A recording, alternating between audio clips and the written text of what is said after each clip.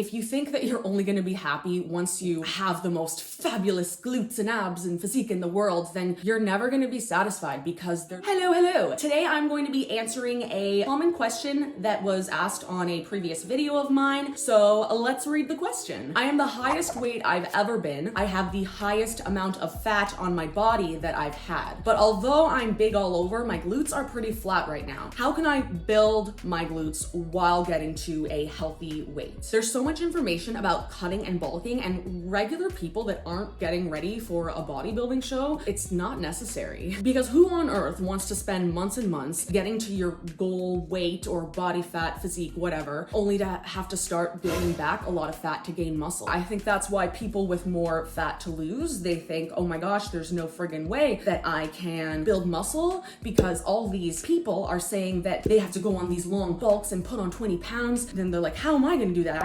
What? No, just no. You're shredded, you gotta put on some weight to build muscle. But if you already are at a higher body fat, then no, you don't need to put on weight to build muscle. So I hope that makes sense. Like, if you wanna gain weight, that's fine. But I know I always see people being like, oh, I'm so sad I'm gonna have to gain weight after this. I'm like, no, you don't have to. In many people's minds, losing a significant amount of body fat involves starving yourself and doing tons of cardio, but this isn't actually the most optimal way to do things. Although it is difficult to build muscle in a calorie deficit, it can be done and is worth the effort because it's just gonna help you lose more fat anyways. As you lose the fat, the muscle you've built will slowly be revealed. It'll be like, hello, we are here, we're coming out of hiding, we're shapely, we're beautiful. And this is exactly what happened to me. Now, I didn't have a ton of weight to lose. It was only about 20 pounds, but it was to the point where it was covering any muscle definition that I had. But as I got leaner, that slowly changed. It was like my arms especially, I was really frustrated. It felt like they had no shape. But then the leaner I got, you could start to see the muscle definition. Even if your goal is to lose more weight than I was aiming to lose, the process isn't gonna be super different. It's just gonna take a little bit longer. So with that said, let's get into my top tips for building your glutes while losing a larger amount of body fat. First thing is to prioritize progressive overload. In other words, that just means work on getting stronger and building muscle through strength training. And this doesn't mean that you immediately have to do heavy barbell squats. If you're a beginner, you have to start where you're comfortable and then slowly build from there. You can still do cardio, but you do want to prioritize your energy and your efforts for your weight training workouts. As you lose weight, the muscle you're building will give your body shape. Not to mention, lifting weights and strength training will help burn fat off of your body. You may do a little more cardio than someone who doesn't have as much fat to lose, but overall, it's not gonna be super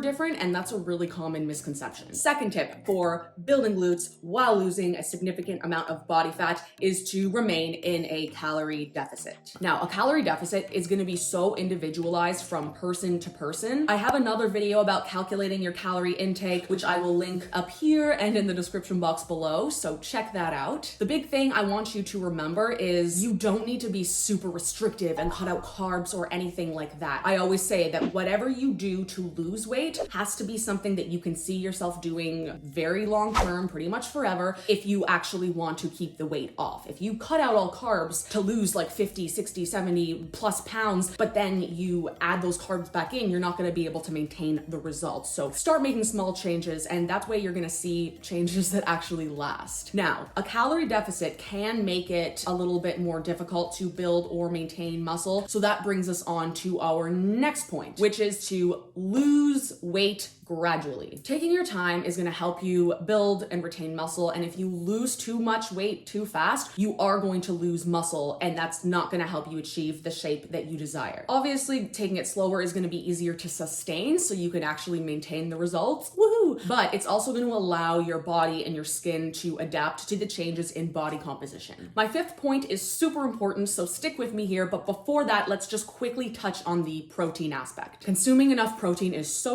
important. The general rule is to consume 1 gram of protein per lean body mass. So again, this means if you're 200 pounds, you want to lose 50 pounds, you don't need to be eating 200 grams of protein. That would be absolutely insane. You would be miserable. It would be a horrific experience. Start like a bit lower, like 120, 130 gram-ish. These are just guidelines. Obviously, everyone is so different, so don't take exactly what I'm saying, but do know that you don't need to eat your body weight in protein if if you're losing a more significant amount. Even the 120 to 130 grams I recommended might feel a little high if you're not used to it. So just gradually build your protein intake up and eventually it will not feel so difficult. It is really, really important though for building and maintaining muscle and getting that shape that you're looking for. So do not neglect the protein, please. Okay, and fifth point, which doesn't sound important, but can make or break things, and that is to praise your efforts no matter how you look. If you think that you're only gonna be happy once you have the most fabulous glutes and abs and physique in the world, then you're never gonna be satisfied because there's always gonna be someone else that you can compare yourself to. Also, genetics play a huge role, and some people are gonna see results faster than others, and that sucks, but that's just the way it is. This is why you wanna focus on the things that you can control. Instead of just focusing on the glutes or the physique you want, focus on training as hard as you can and pushing yourself and feeling good and be proud of those efforts and your body for how hard you train and how good you feel. And remember that this is not an overnight thing and change really does take time and patience. Patience is key. Don't get frustrated by a bad workout, a bad week, even a bad month of workouts because it happens. We've all been there.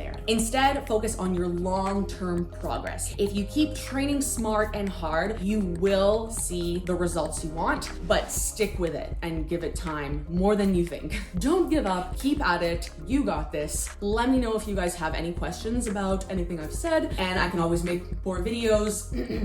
I'm always like burping and things when I do my outros. I can always do more videos on that, and I will see you next week. Make sure you hit the subscribe button. Ooh, and like this video if you enjoy it. That really helps me out. And yeah, I will see you guys next week. Bye!